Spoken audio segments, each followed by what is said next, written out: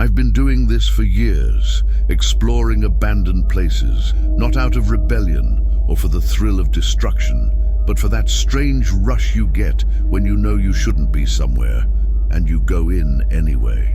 My name is Ethan. I've lived in Tucson my whole life, and honestly, I thought I'd seen everything these forgotten places could throw at me. But what happened a few weeks ago, it still keeps me up at night. It all started when Logan, one of my closest friends, and easily the most eccentric of the bunch, sent a message. He always had a knack for finding the creepiest spots. Burnt-out factories, deserted motels, old hospitals that gave you chills just from the outside. But this time felt different. He sent us a screenshot from some obscure Instagram account showing grainy images of tunnels somewhere in the Arizona desert. There was something unsettling about them. Like the photos were taken by someone who shouldn't have been there. The captions were riddled with typos and strange warnings like, "Don't go alone," or "They're still down there." The account barely had any followers, and the only location marked was a single red dot in the middle of nowhere.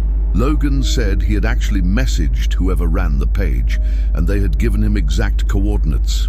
I didn't trust it one bit, but he seemed convinced it was legit. And when Logan gets fixated on something, it's better to just go along with it.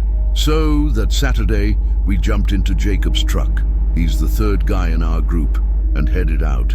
Everything was fine for the first 2 hours, but once we veered off the main road, the path vanished. The ground was so dry that clouds of dust followed us. No signal, no towers, no poles, no sign of life. Jacob started getting annoyed, convinced we were chasing some prank cooked up by a bored teenager online. But Logan, stubborn as always, told us to be patient. And just when we were about to give up, we saw something sticking out of the ground in the distance. At first, it looked like a cluster of rocks, but as we got closer, we realized it was a wooden structure embedded in a hillside. The entrance had partially collapsed, but beyond it, there was a pitch-black hole. It wasn't natural. It had clearly been dug out by people, a mine. Logan pulled up his maps app, dropped a pin, then turned to us with a grin that made my stomach churn. "Told you it wasn't fake," he said. Jacob let out a nervous laugh, but I couldn't stop staring at that hole. Something deep inside me was screaming that we didn't belong there. If you love terrifying stories, hit subscribe and tap the bell, because what comes next is beyond belief. We parked a few yards away from the entrance on a flat patch of hardened dirt. Nobody said much as we got out. The atmosphere had shifted. The desert heat was still present, but the air near that mine, it felt different, thicker, heavier. Logan popped the trunk and pulled out an old backpack. He started handing out flashlights, gloves, and the thing that rattled me most, dust masks. "Who knows what kind of crap is in there," he said. "Better safe than sorry." Even with the sun blazing outside, as we approached the opening, a gust of cold air brushed against us, like someone had exhaled from within. Jacob turned on his flashlight and aimed it down the shaft. Nothing. Just a downward slope covered in dust, rocks, and a few half-rotted wooden beams barely holding on. Logan picked up a rock and tossed it into the darkness. We heard it bounce 3 times, then nothing. "If someone falls down there, game over," he joked. And just like that, he slipped inside. Jacob and I looked at each other. I didn't want to go last, but I sure didn't want to be first either. So I followed behind him, leaving Jacob to bring up the rear. The descent wasn't vertical, but it was tricky. Every step kicked up dust and sent pebbles sliding along with us. The walls were lined with damp wood and loose soil. Some of the boards had marks on them, like something had clawed at them with force. We kept going down for at least 15 minutes. By then, any noise from the surface world was gone. The echo of our footsteps was the only thing breaking the silence. And what was worse, our flashlights kept flickering, as if something was interfering with the beam. We didn't know if it was just the dust or something else. Eventually, the slope ended and opened into a wider tunnel. We could stand upright comfortably. Rusted rails were buried in the dirt, decaying wooden scraps scattered everywhere, along with old tools that looked untouched for decades. Everything was blanketed in thick dust, like no one had stepped foot there in generations. Nobody spoke, not a single word. It was as if the air itself forbade it, like any unnecessary noise would be disrespectful. We chose to go right. No map, no layout, no goal, just walking. And that's when we heard it, something dragging, coming from the depths. We froze. I thought I imagined it at first, but one look at Logan told me he'd heard it too. Jacob silently switched off his flashlight, like some ancient instinct kicked in. We followed his lead. Total darkness. The sound came again, slow, rhythmic, like something heavy being pulled across the floor, but uneven. It would pause, then start again. Could have been metal, or wood, or something else we didn't want to guess. My eyes tried to adjust, but there was nothing to see, just black. What I did feel was the air, thicker, colder by the second, and between each dragging noise, the silence felt worse, like it was pressing down on us. Then something much worse. A voice, not a normal voice. It was distant, warped. You couldn't tell where it was coming from. The words were unintelligible, but I swear it was repeating something. A name. Mine. Ethan, Jacob whispered, barely audible. Did it say your name? I wanted to say no, that it was impossible, that we imagined it. But I couldn't speak. My throat locked up. Logan, on the other hand, stood still, focused, like he was trying to decode the message. But there was something in his face that unnerved me, like he recognized it. Then, as if hell itself cracked open in front of us, Jacob stumbled and his flashlight clicked back on, flooding the tunnel with light. And that was the worst thing that could have happened. The dragging stopped, the voice, the whispers, everything. Dead silence. But that stillness wasn't relief. It was a warning. A metallic slam echoed from the darkness, sharp and violent, like a steel door being smashed shut. Then, a scream. Not human, not even animal. Something unnatural. A howl that sounded like it came from multiple throats at once, as if several things were crying out in unison from the pit of the tunnel. A roar filled with agony, rage, and hunger. We ran. We didn't talk. We didn't think. We just ran. Each step echoed against the tunnel walls, and behind us, footsteps that weren't ours. Heavier, uneven, faster. And just when I thought things couldn't get worse, I was in the back. Our flashlights were shaking as we sprinted, not from our grip, but from something else. I can't explain it. The tunnel felt like it was shifting, narrowing, twisting the harder we tried to escape, as if the space itself no longer followed any normal rules, as if the mind didn't want to let us go. Logan was in the lead, stomping forward, determined. Jacob was right behind him, and me, I was the last one, limping, my heart on the verge of exploding. Then, in the middle of the chaos, I tripped on something, a loose beam, maybe a rock, I don't know. All I remember is my ankle twisting and a sharp pain shooting up my leg. I screamed, but my friends didn't stop, not because they didn't care, but because my scream was drowned out by another sound, deeper from behind me.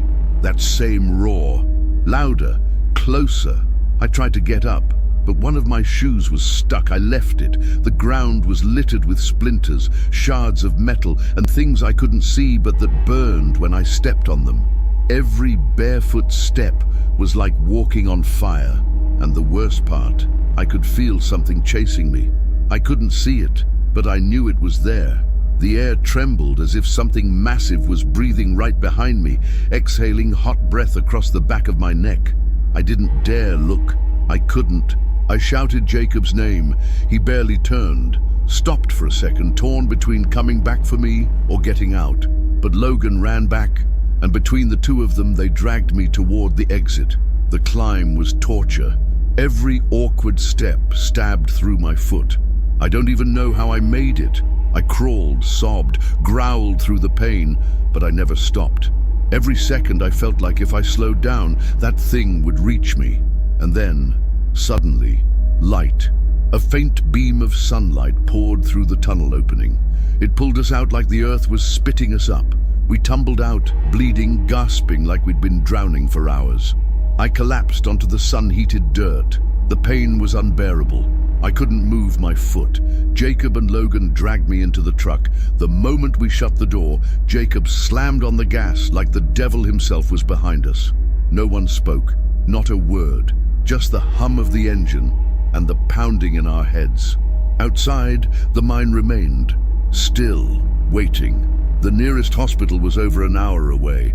I drifted in and out in the back seat, my foot mangled, my mind blank. I didn't want to think about what had just happened. I couldn't. I vaguely remember getting an injection, someone cleaning the wounds, pulling out splinters like cactus needles. The care wasn't exactly urgent. They didn't even ask much. In a place like Arizona, maybe it wasn't the first time someone showed up like that. Days went by. I couldn't walk right, had off and on fevers, and every time I slept, I dreamed of tunnels, but not the ones we saw. In my dreams, they were deeper, older, and something was waiting at the bottom, breathing, patient. Logan stopped bringing it up. Jacob became more anxious than ever. Then one day, during some random conversation, he just blurted it out. "I think I left my wallet near the entrance." I stared at him like he'd lost his mind. "You want to go back?" "Not inside, just where we parked. Maybe it fell when we were carrying you. I don't want anyone finding it with my ID." Logan didn't object. He didn't want to return either, but something about it clearly unsettled him. I saw it in his eyes when we climbed back into the truck almost a week after it all happened. The drive was tenser than before. This time, the desert didn't feel empty. Sure, we didn't see a soul, but something had changed. It was like sound didn't carry, like our voices died the second they left our mouths. When we arrived, the mine was still there, unchanged, quiet. Jacob got out and began searching around the rocks where we had parked. He didn't find the wallet. No trace of anything, but I found something. My shoe, the one I'd left behind when I ran. It was a few feet from the entrance, but not how I'd left it. I picked it up slowly, and my heart dropped. It was ruined, not just dirty, destroyed, like it had been chewed. There were bite marks, human ones, and not just that. Pieces were missing, like something had torn off strips of fabric or skin. Jacob stepped back. Logan swallowed hard. I didn't say a word, just stared at the tunnel. It no longer looked like a passageway. It looked like an open mouth and waiting for one of us to get close again. After that day, everything changed. We went back to our homes, but nothing ever felt the same. Each of us dealt with it differently. Jacob turned paranoid, installed cameras all over his house, double-locked every door, and stopped sleeping with the lights off. Logan became quieter, deleted all his social media, sold off his exploration gear. And the strangest thing, he started lighting candles in his room every night, one for each of us. When I asked him why, he simply said, "In case they're still looking for us." I tried moving on with my life, but I couldn't. Something inside me broke, and not just the foot that took weeks to heal. It was something deeper, more disturbing. Nights were the worst. I'd wake up exactly at 3:03 a.m., always the same time. No matter what time I went to bed, I'd jolt awake, drenched in sweat, throat dry, with the overwhelming feeling that someone was standing at the foot of my bed. One of those nights I couldn't take it anymore. I turned on the light. Of course, no one was there, but the bulb flickered twice before staying on. And right then, my phone, which was on airplane mode, lit up with a notification, an email. No sender, no subject. Just one line in the message body. "They remember your name." A chill raced through me. I shut the phone immediately and promised myself I'd never speak of the mine again, that I'd leave it all behind. But the mine hadn't left us. 2 nights later, Logan texted me in the middle of the night. That alone was weird for him. The message was short, like it had been typed in fear. "Have you heard footsteps on your roof?" I didn't reply, but yes, I had. And not just footsteps. Dragging sounds, sudden bangs, and once, I swear, a laugh. A low laugh, like it was coming from inside the walls. I kept telling myself it was trauma, that what we experienced in the mine had messed with my mind more than I realized. But when things started happening outside of my head, I didn't know what to believe. One night while trying to sleep, I heard my name, clear. It wasn't a dream, I was awake. I heard it coming from inside the closet, as if someone had whispered it just behind the door. "Ethan!" I sat up, heart pounding in my ears. I grabbed my phone like it was a weapon and yanked the closet door open. No one, but the smell. That smell of damp soil, of rusted metal, of something that didn't belong in a bedroom. It was the same stench I'd smelled down there, in the deepest part of the mine. Only now, it was in my house. I started noticing more things, subtle, barely noticeable. My night lamp would turn off on its own at 3:03. A glass of water left on my table would be spilled by morning. My cat stopped sleeping in my room. One night, I saw him sitting at the door, meowing at nothing.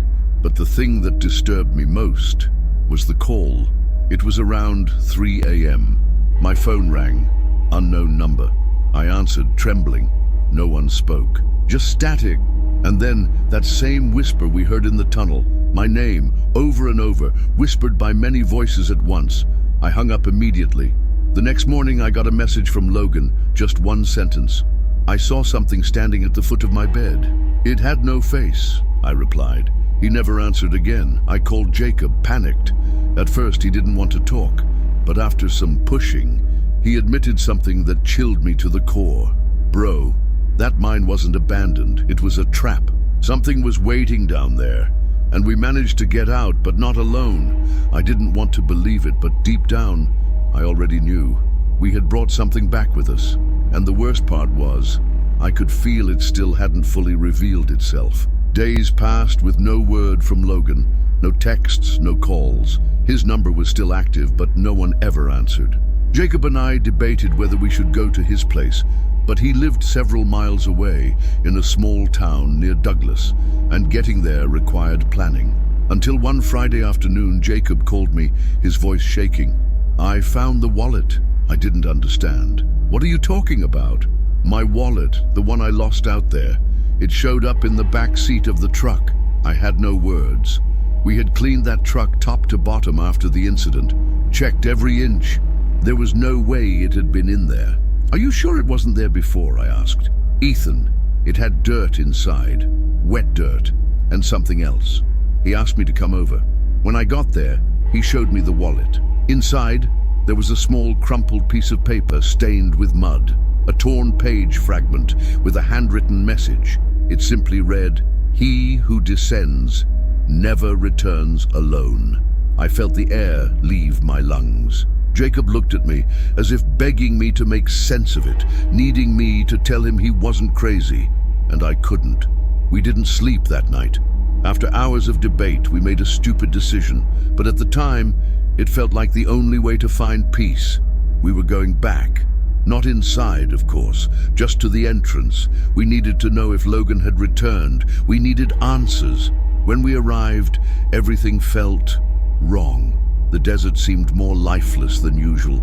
No wind, no insects, not a single sound. The mine's entrance looked the same, but something new was there. On the ground, right in front of the opening, were footprints. Not boots, not animals. Bare feet, and many of them. Coming in and out, crisscrossing. Some looked too long, as if they belonged to something that didn't quite walk right, or wasn't fully human anymore. Among those tracks, one stood out. Jacob crouched, touched the soil, and lifted something between his fingers. A chain, the one Logan always wore. With the cross he'd inherited from his grandfather. It was broken. We froze, didn't say a word. We just listened. And then, from deep within the mine, a whisper, low, heavy, unnatural. "Ethan." We stood paralyzed. The whisper was clear. Not an echo, not the wind. It was a real voice rising from the depths of the tunnel. And the worst part, it was the same voice I'd heard in my nightmares. "Ethan." Jacob grabbed my arm, but neither of us could move. Our bodies felt nailed to the ground. The only thing moving was Logan's chain, trembling in his fingers. A cold breeze came out of the tunnel, chilling the sweat on my back. That's when I understood. That place was still alive, and not just alive, aware. I stepped closer without thinking. Something was calling me. Something inside me wanted to look. Jacob tried to pull me back, but it was too late. I leaned in, saw nothing, just darkness. But in that darkness, there were eyes. I can't explain it. I didn't see faces, no bodies. But there was something down there watching me, as if every shadow had a pair of eyes locked on mine. I backed away immediately, shaking. I felt that if I stayed 1 second longer, that thing would speak again. We left, ran to the truck, never looking back. But somehow, I knew that didn't matter, that something had already followed us. That night, back home, I checked my phone.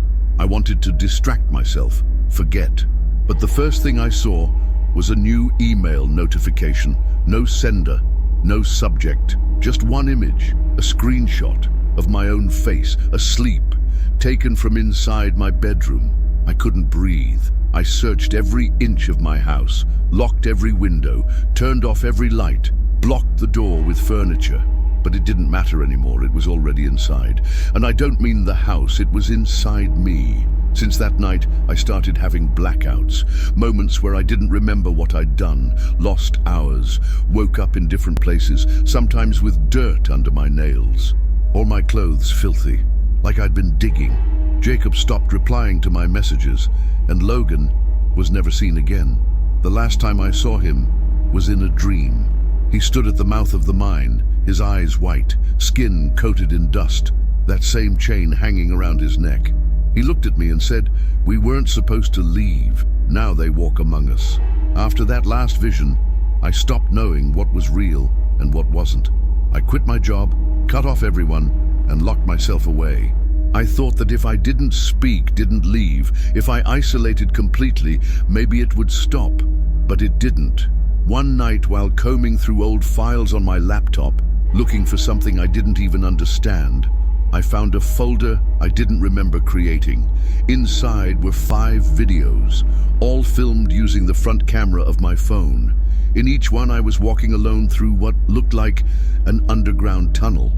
But not just any tunnel, the same one, the mine. The most terrifying part wasn't seeing myself there, it was my face. I was smiling, eyes wide open, and in the background of the video, thin, tall figures moved slowly behind me. I deleted everything, but I knew it didn't matter. Whatever we brought back, it's not trapped down there. It's loose, around us, in our homes, in our minds. I've heard more whispers, not just at night, sometimes while opening the fridge or closing my eyes to wash my face. Voices that don't scream, they just repeat. Names, dates, places, and every time they do, something tightens in my chest. The feeling that it's all about to start again. Today was the 3rd time I've woken up with wet dirt under my nails. Logan is still missing. Jacob blocked me on everything. I heard he left the country, gave no explanation. Me, I stayed, not out of courage, but because I know if I run, it follows, and if I hide, it finds me. Sometimes I think about going back, descending one last time to end this. But I know if I do, I won't come back, and maybe that's what they want. Maybe we were never explorers. Maybe we were just the door they needed to get out. So now I ask you, what if that place wasn't forgotten, but sealed for a reason? And you? Would you have gone in too?